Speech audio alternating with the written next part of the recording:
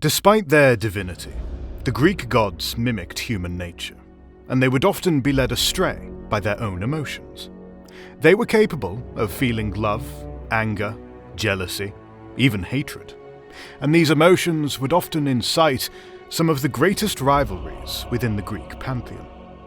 One of the most famous rivalries was that of Poseidon, the god of the sea, and Athena, the goddess of wisdom, and their plots to outdo one another would often entangle humans in their midst. There was once a great city in Greece that was flourishing as it grew in power, and its success caught the attention of Poseidon and Athena. Both of these gods desired to be the patron god of this mighty city, though only one of them could be given the honor.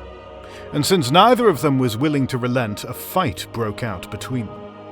It soon became clear to Athena that Poseidon had the upper hand, and in her wisdom she realized that her best chance of victory was to shift this battle from one of strength to a battle of wit. So Athena turned to Poseidon and she scolded him, claiming that the only way he could secure his patronage was through brute strength, and if the people of this city were given a choice, they would surely pick Athena over him. She proposed that they should hold a new type of contest, in which both of them would present this city with a special gift, and its people could then pick their favorite and settle their argument.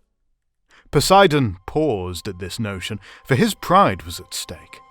There was no doubt in his mind that Athena's proposal was fair, and he was confident that his gift would be favored, and so he relented to this competition, and the king of this city, called King Cecrops, was appointed as the judge.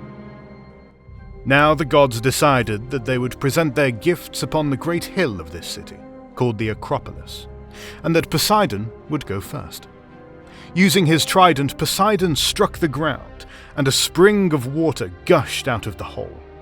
He then declared to the people of this city that with his patronage they would rule the Mediterranean Sea and control its trade.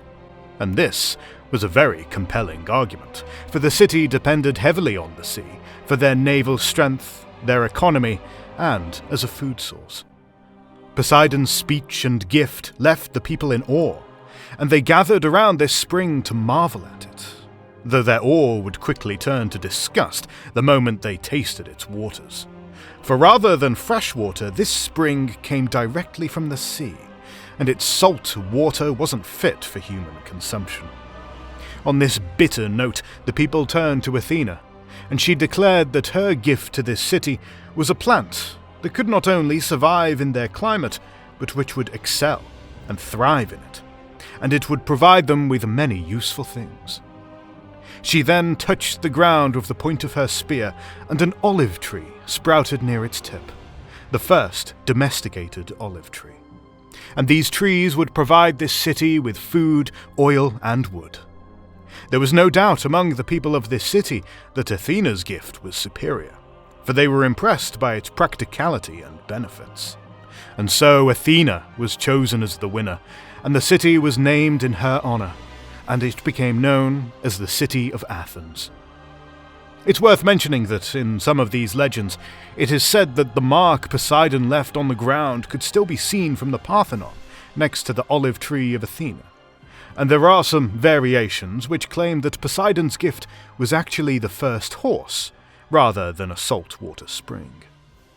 There is another myth which explores the hatred and rivalry between Poseidon and Athena, one which is far darker than the story of Athens. According to their legends, there was once an incredibly beautiful maiden who served Athena as a priestess in her temple. And even though many men tried to court her, she refused them all, for she was dedicated to her goddess. Unfortunately, her beauty eventually caught the attention of Poseidon, who was filled with desire, and he tried to pursue her, though she would shun all of his attempts to court her, no matter how hard he tried. And this rejection infuriated Poseidon. He felt insulted that a mortal woman would dare to reject him, and he decided to take her by force in the very temple of Athena itself. This horrible act was incredibly disrespectful to Athena, for it was a desecration of both her temple and her priestess. And in an act of vengeance, she turned her priestess into a Gorgon, a monstrous creature with snakes for hair, and whose gaze was so hideous that it would petrify any person that looked at them directly, turning them into stone. By now, you probably know that the name of this priestess was Medusa. And it's sad that this punishment fell upon Athena's innocent servant rather than Poseidon, who was the culprit in this act.